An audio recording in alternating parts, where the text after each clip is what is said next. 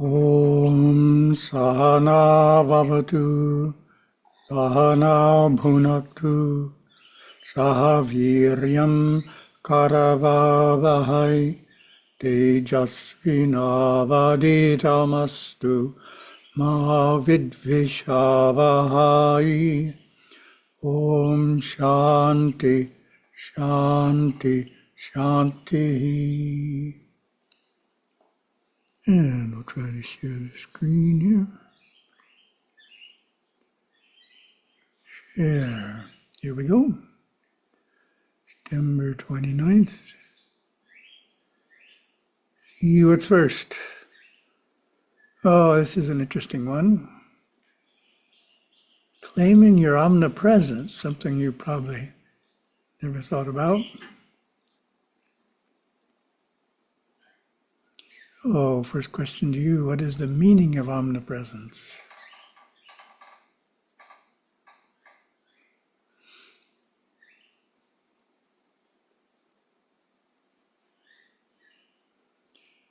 That's pretty well known.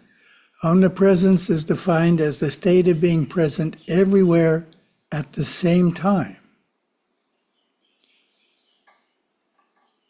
In a religious context, omnipresence is generally thought of as an attribute unique to God. God is present everywhere, whereas man is only present in the location of his physical body. Hindu thought differs from this perspective. Not only is God omnipresent, he has graciously shared that attribute with us. Maybe you never thought about that. He has graciously shared that attribute with us. Where is man's omnipresence located? Next question to you.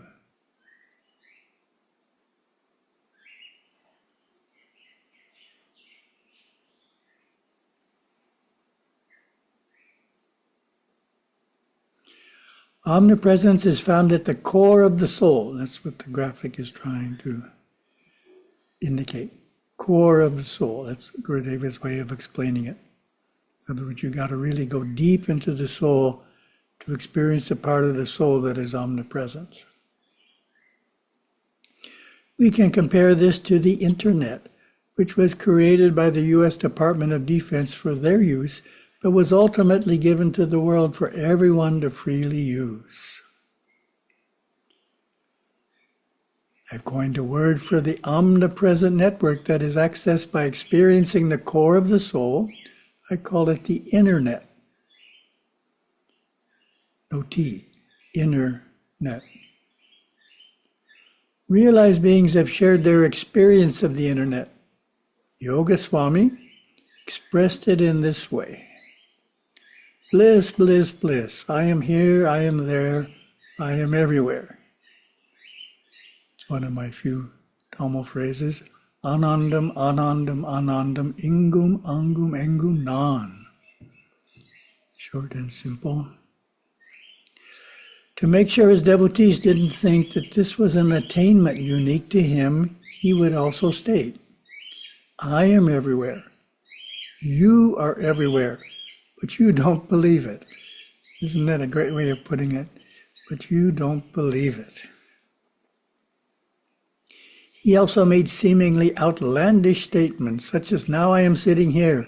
I am in England also. I am also in America. Not only was Yogaswami able to experience the internet, he was able to utilize it to accomplish tasks at a distance.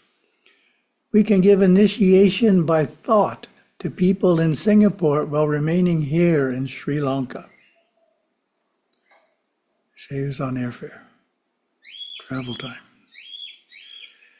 This interior network has a parallel to the external internet with which we remotely access digital devices that are thousands of miles away from our computers.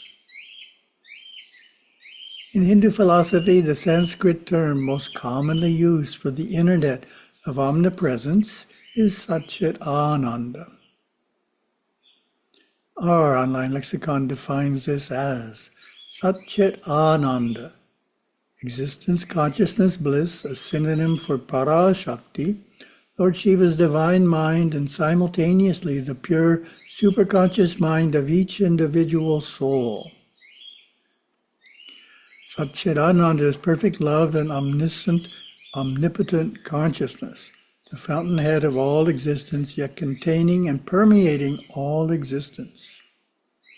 Also called pure consciousness, pure form, substratum of existence and more.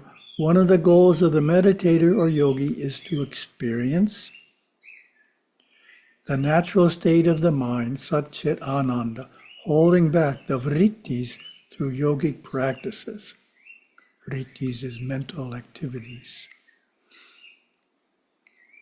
Yogaswami had a terse way of stating this. Satchit Ananda, that is one thing. Satchit Ananda. Sat is you are. Chit is omnipresence. Prakasha, light is from the sun, all-knowing. Ananda is bliss. They are three, but they are one.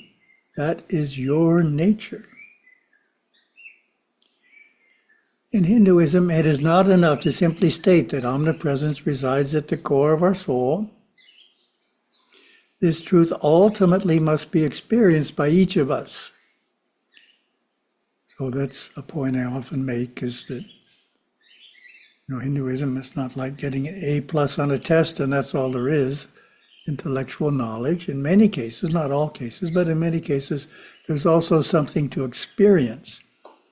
So understanding it is only half of what we're trying to do. We're also trying to experience it. And sometimes that takes a while. We can move forward toward experiencing omnipresence using a series of progressive practices. Sounds very practical. What do you think is the first practice?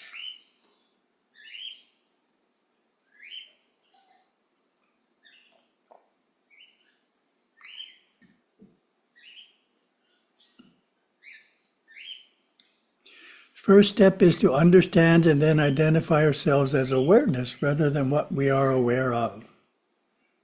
Starting point. Clear statement of this idea is found in the first 4 verses of Patanjali's Yoga Sutras. Now the exposition of yoga. Yoga is the restraint of mental activities, then awareness abides in its essential nature. At other times, awareness takes on the form of the mental activities. Sounds like Gurudeva. Awareness identifies with the state of consciousness. Awareness is the soul's ability to sense, see, or know, and to be conscious of this knowing. In the Yoga Sutras, awareness is termed Drashta, Drik, Chit, and Chit Shakti. I don't think this series of slides says it, but in Agamas and in Tamil, it's Sakshan, witness, the witness of something. It's a nice way of thinking of awareness. It's not what's happening, it's witnessing it.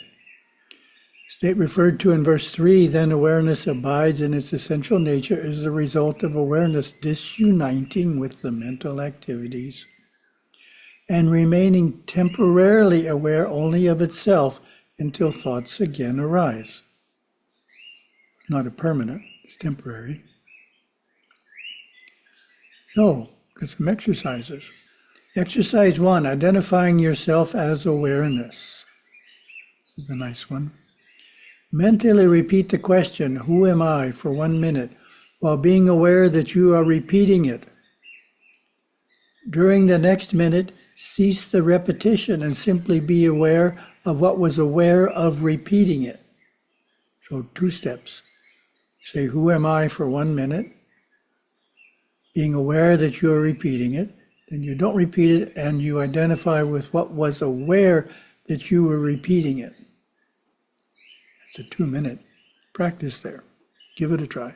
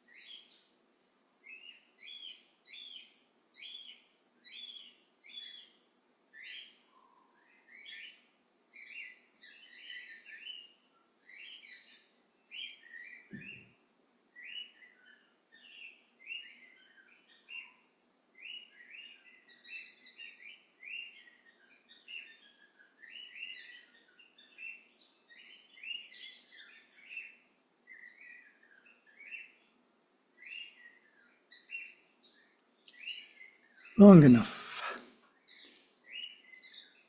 An example may be helpful. I hold up a piece of paper and I say, I see the paper. That makes sense, right? I see the paper in my hand. If I say I am the paper, how many would agree? No one. We are trained from childhood that we are not physical objects. We perceive them. We see the paper. We smell the incense. We hear the water flowing. We are different from them. That's the way we think. But then we say, I am happy. Think about it. We identify with the happiness we experience, but we are not the paper we see. Turning to Patanjali's verses, happiness is the mental activity, state of consciousness, that awareness has taken the form of. The goal is to distinguish ourselves from what is mental in the same way as we distinguish ourselves from what is physical. We don't want to think I am happy. We want to think I, awareness, am experiencing the emotion called happiness, but I am not happiness. I am the experiencer of happiness. That isn't who I am, just as I am not the paper I see. Okay, exercise number 2, moving your awareness. Okay, so I have the slides in the wrong order. This was supposed to be the question before that slide. What do you think is the second practice? And that is moving awareness. Good second step toward claiming our soul's omnipresence is to control the state of consciousness that you as awareness are currently experiencing. If you are in a slightly depressed state of mind, move awareness into a happier one. If you are jealous of an individual, move into a state of being happy for what he or she has achieved. Gurudeva taught this principle by comparing the states of consciousness and individual experiences to a large city and awareness to the traveler through the city. He wrote, generally people take problems too personally by identifying closely with them. When they experience anger, they are angry. When they experience bliss, they are blissful. The mystic identifies with the experiencer instead of the experience, sees himself as pure awareness that travels in the mind. When he is in San Francisco, he is not San Francisco. Similarly, when he is in anger, he is not anger. He says to himself, I am pure energy. I am the spiritual energy that floods through mind and body. I am not the body, the mind, or the emotions. I am not the thoughts I think, or the experiences I experience. Thus he molds a new identity of himself as a free being who can travel anywhere in the mind. Such a person is always at the top of the mountain. Omnipresent has other qualities, such as being eternal and changeless. You as omnipresence have always existed and have never changed. Charming story told by a former Canadian ambassador to Sri Lanka illustrates this idea. My wife and I brought our 3 children to see Yogaswami. Turning to the children, he asked each of them, how old are you? Our daughter said 9, and the boys 11 and 13. To each in turn, Yogaswami replied solemnly, I am the same age as you. When the children protested that he couldn't be 3 different ages at once, and that he must be much older than their grandfather, Yogaswami just laughed and winked at us to see if we understood. At the time, we took it as his joke with the children, but slowly we came to see that he meant something profound, which was for us to decipher. Now, I think this was his way of saying indirectly that although the body may be of very different ages on its way from birth to death, something just as real as the body and for which the body is only a vehicle, always was and always will be. In that sense, we are in essence all the same age. Nice insight. Here are 3 more exercises in connecting with your inherent omnipresence. Give them a try. 1. When you come home from visiting a temple, imagine you are still in the temple in front of the deity. And feel the vibration of the distant temple within you.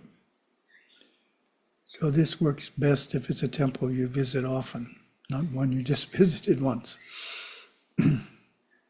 2. When you walk down the street, imagine that you are in 2 places, where you are standing and also ahead of your body at the end of the block. 3. When walking, strive to go deeply enough within to see that you as awareness are actually standing still, not moving. In other words, because you're everywhere, you can't move. You're already where you're going to.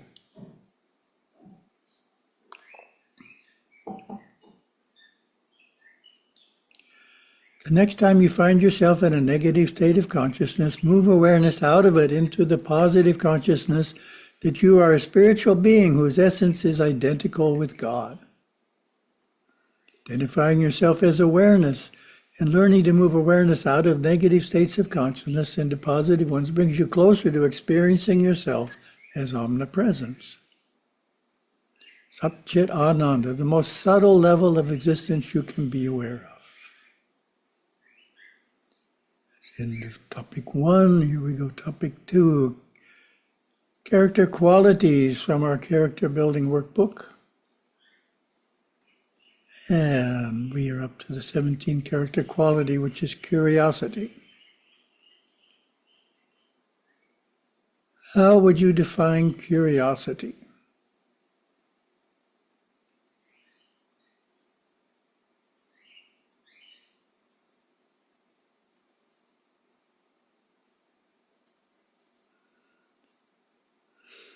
The workbook gives this definition. Curiosity is an active interest in finding new aspects of the people, things, and situations that one encounters. Active interest, finding new. I cultivate this virtue by using the power of observation and asking questions to make new discoveries, even in what seems familiar. The opposite is indifference. Gurudeva, we all know human nature because we are people living on this planet. We are fickle, we are changeable, we are always curious to try new things. Change is a wonderful part of life. Within certain boundaries, we do not want to be too restrictive, yet we do want to be strict. The knowledge he, the realized master, then imparted as needed to the students who came to him curious or eager to solve the philosophical and metaphysical puzzles of life. Reflection. Take a moment to identify a few ways in which you could improve in curiosity.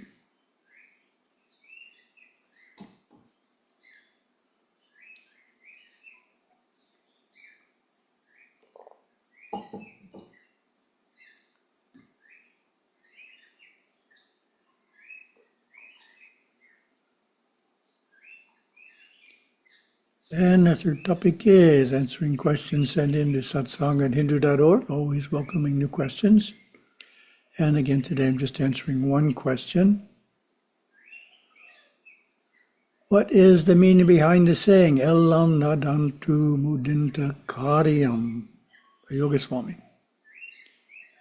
So I'm not actually familiar with this precise statement, but I think the one I'm familiar with has the same meaning. Eppodho Mudintha Kariyam, or it has been accomplished long ago. What do you think that statement means? It has been accomplished long ago.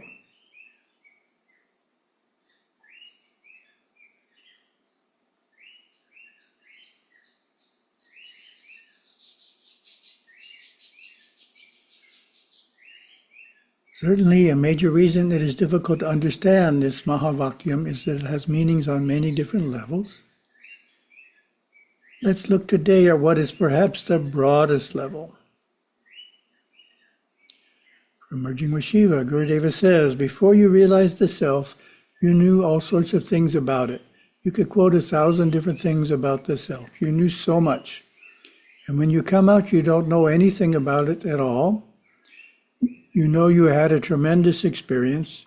You have had an inner bath. Then you go back into just enjoying the experience, contemplation.